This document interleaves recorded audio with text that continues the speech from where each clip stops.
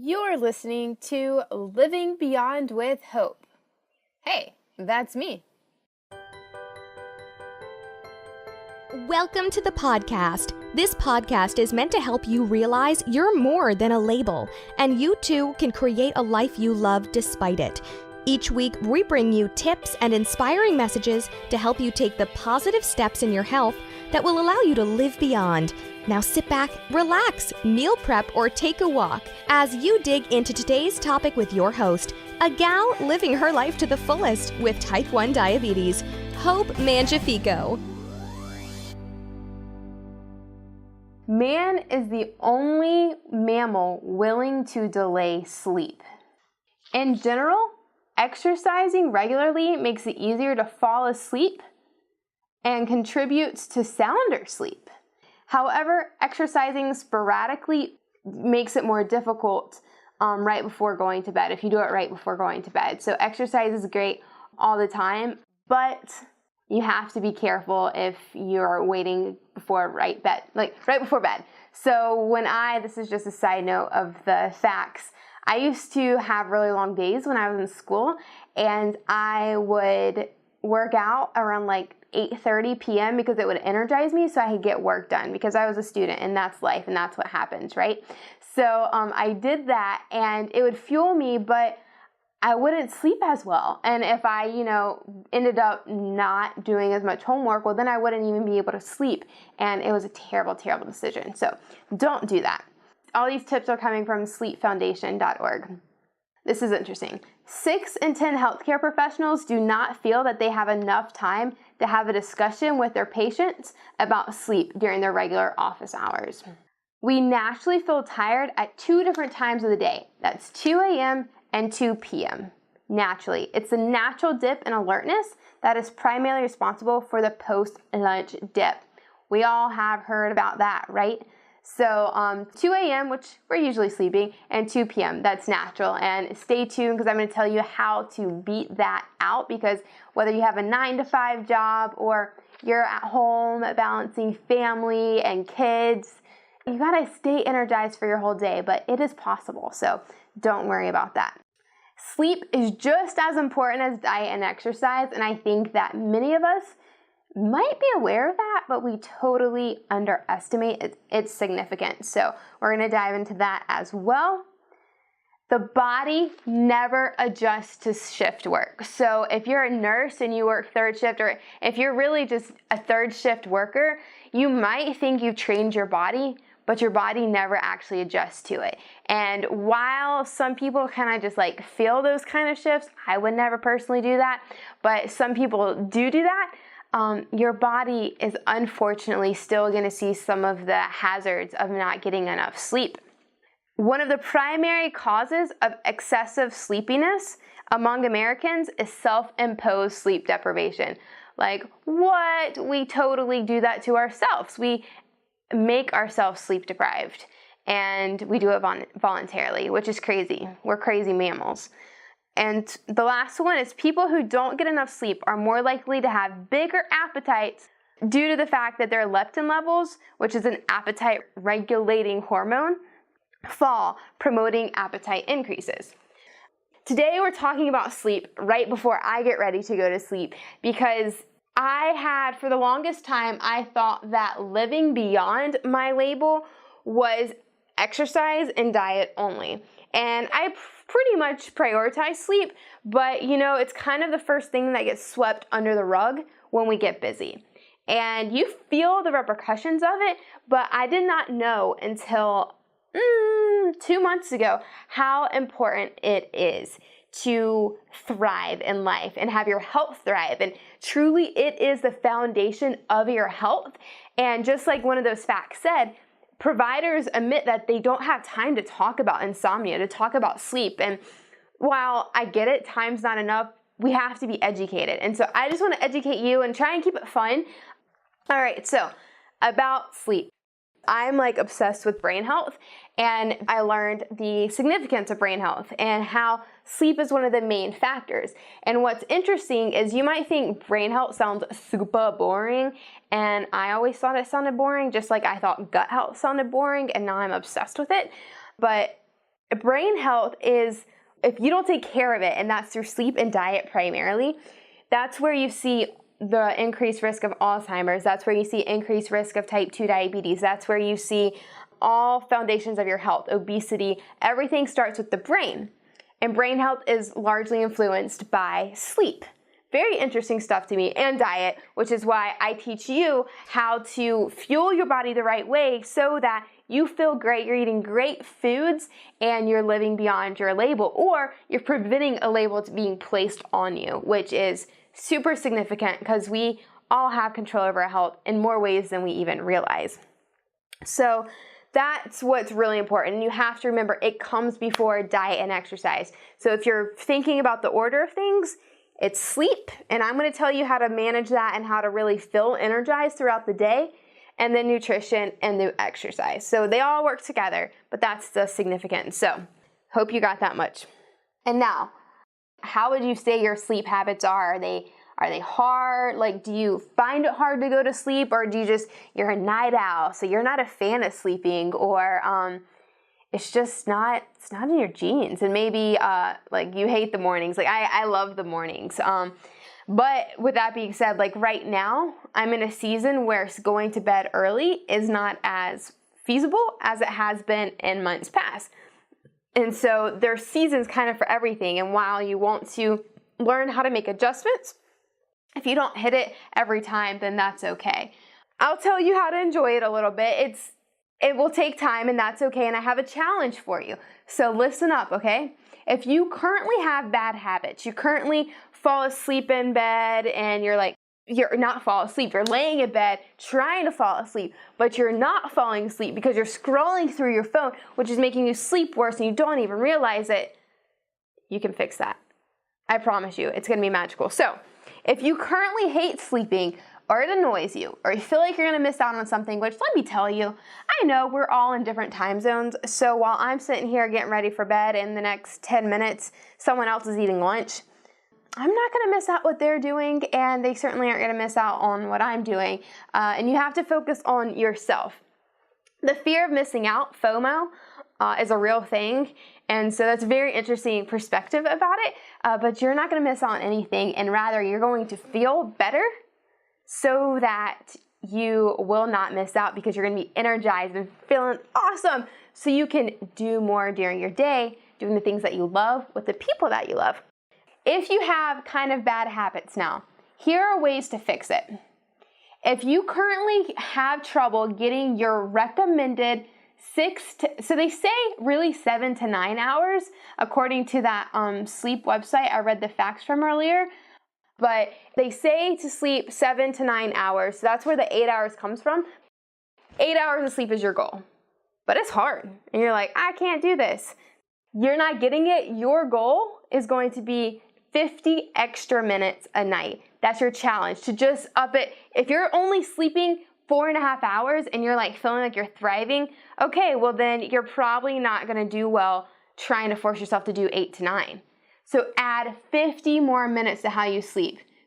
So that's your goal, is 8 hours. But if you're way below that, add 50 minutes in like intervals. So spend a couple of weeks of just getting 50 more minutes of sleep.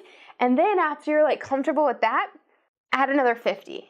And then you'll slowly get to that recommended 8 hours of sleep. That is what is best to do. All right? So that's the first thing. And if you feel like you're having trouble falling asleep, and I actually think that someone mentioned falling asleep to the TV. That's one thing that actually will cause a lot of issues. So you have to understand that when you go to bed, if you are scrolling through your phone an hour before bed, or you're spending time on the computer. So like right now, I'm gonna get ready for bed soon, and I'm sitting here looking at camera, and I need to look at my computer one more time, and I know that what time is it? I don't even know. It's 9:18. So aiming for like 10:30 to go to bed. So I'm doing okay. But you do not want to be doing this on a regular basis because it awakens your mind, because it's like daylight. I mean, it's so bright in here. And your mind doesn't realize that it's time to go to bed. It doesn't know how to shut off. So if you can limit your exposure to lights, severe bright light like phones and electronics, you are going to feel so much better. It's going to quiet your mind. Exactly. You have to remember that your health is first, and taking care of yourself comes before anything else. That is your main focus. And if you're like having trouble falling asleep and you feel like sleep is boring, or you just, I used to do this. You get in this habit of just, you pick up your phone and you're like, yeah, Twitter or Periscope. What did I miss on Periscope? Or Facebook? What are my friends up to? What are they doing? You have to stop that, because we all do that. We're in this 20th century where we're so disconnected with each other, but at the same time, we're so connected because of electronics, which is terrible and depressing. And I'm saying it, but I'm sitting here. This is how I help people, is through social media. But if you feel like you cannot separate yourself from Twitter, or you feel like you have to know what your best friend had for lunch yesterday. I shouldn't say you have to, depending on what device you have. But there are some apps that will tone down your phone. So for my iPhone, it's actually the newest version of iOS that has a night setting. So my screen right now looks really orange to me, and I keep thinking like, ugh, my lighting's messed up. But it's doing that so my eyes, it's a soft light on my eyes so that I can see it, and it's not alerting my brain. And same with my Mac. If I am really tired, but I have work to do, like hopeful health is something that I take very seriously, and I want to serve people as much as possible. And sometimes a season of going to bed early isn't on my plate, and the next season will be when I can pick it back up, then that's fine. But I do have an app installed on my Mac, which is called F.Lux, I think F.LUX, and it makes my whole screen orange. So it's all like soft on the eyes. So when I go to bed, my mind is calm. And you can certainly listen to audiobooks or read. Like those kind of things aren't bright. They're not alerting your brain, so it's good. Yeah, so if you have all these Apple devices, I'm going to say I don't know much about Androids or PCs, and they might have settings, but if you have iPhones, iPads, Mac, you can find an app for that, and I promise you'll be able to tell a difference, and you should sleep more sound. Because a lot I can tell by what people are saying is that some of the things about sleeping for you is more of a mental thing. You think that you must do this, or you have a fear of missing out, or you feel like you're not capable of sleeping well, and there are small habits that you can change to sleep better. And these are my first pieces of advice. And it makes it like an orange-yellow hue color so that you sleep better. Not mellow. You can call it mellow yellow. So talking about that, mellow yellow is a great transition to holding off on the caffeine after 2 p.m. And there are other natural ways to get energy when you hit that 2 p.m. slump. So my natural ways that I do that is apple cider vinegar. And I know that sounds really gross, and it's a habit that I just started, and it's a natural like alert to your system. And if you put that with water and some liquid stevia, I say it tastes like apple juice. Apparently I'm crazy, but around 2 p.m. if you drink that, not a Monster drink, not an energy drink, you need all natural stuff. So like apple cider vinegar will give you this caffeine, because if you feel like you can't sleep well, or maybe you have a diagnosis of insomnia or sleep apnea or something like that, well, your days are going to be hard and you're going to be tired, and then your overall health is going to be damaged because you're going to have more of an appetite, and then your brain's going to start getting messed up, and it's like this ongoing cycle. Getting apple cider vinegar will help without the caffeine so that you can go to bed at an earlier time and feel better when you go to bed. So apple cider vinegar, and then mushroom coffee. And I just tried this recently. Mushrooms are a superfood. Specifically, I think it's chaga. I'm not a mushroom expert, and it's such a weird topic. It took me forever to even accept the fact that I should eat mushrooms. But chaga mushrooms are a superfood. They're really great, and they give you natural energy. So they have mushroom coffee, which is not high in caffeine, that you can drink during the day around 2 or whenever you hit that slump, and it'll re-energize you. And I'm all for coffee. I drink bulletproof coffee every morning. So I sleep great, and then I wake up and I start my day with a bunch of fat. I eat very high fat and do that, and my day is great. So, but I wouldn't recommend drinking coffee after 2 because, again, it's going to mess up your sleep, and I know that's a fact. And try not to be hard-headed and tell me otherwise. And my third option is something that's natural. There are some companies that make either a drink supplement or maybe even a pill. I know more of like a liquid form, but for example, there's something called Ionics that I have been recently introduced to, and that is supposed to keep you focused and help your mind have some clarity with your mind. And so around 2, if you take some of that Ionics, which you put in your water, you have this mind clarity, and so you get that vibrant boost without the caffeine. It's all natural extracts. So then you can carry on with your day and life is good. And then you get to go to sleep. So if you're not sleeping well, or if you belittle the significance of sleeping, please reconsider and know that your health is on the line if you don't take it seriously. And it actually is that severe and that dangerous. And no matter what your age is as well, because I know that I have some people like Robbie, who is very young, in his 20s, and he doesn't sleep a lot. And, you know, he's young, so it's like no big deal. But after learning more about brain health and how that correlates with sleep and diet and exercise, like I understand having a balance in all 3 can be challenging if someone's not guiding you. But when it starts with sleep, that has to be priority, because while you will not see the repercussions today, you could in 20 years, 10 years. I don't know. And Alzheimer's hits people, you know, in their 60s and 70s and up, but it is directly correlated with Alzheimer's because it's your brain health. And so if you start taking action today and just tuning in, listening to me, leaning in with a listening ear and understanding that everything that I teach is something that can improve your life, improve your health, make you feel better, I promise you that you will thrive and be able to live the life that you absolutely love, and you will feel on top of the world and free.